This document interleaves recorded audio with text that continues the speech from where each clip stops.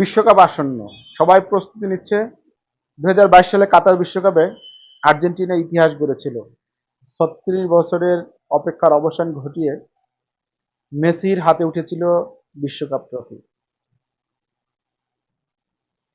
প্রশ্ন এখন একটাই, ২৬ সালে কি আবারও বিশ্ব চ্যাম্পিয়ন হবে Argentina?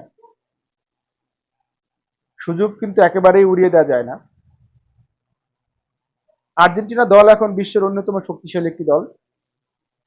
Martinez, Cristiano Romero, Enzo Fernandez, Mac Allister এবং জুলিয়ান আলভারেজ, এরা কিন্তু সবাই এখন ফর্মের তুঙ্গে রয়েছে। আর যদি মেসি খেলেন তাহলে সেটি হবে তার শেষ বিশ্বকাপ। শেষ নৃত্যে তিনি আবারও জাদু দেখাতে চাইবেন, আর সেটি হলে অবাক হওয়ার কিন্তু কিছুই থাকবে না।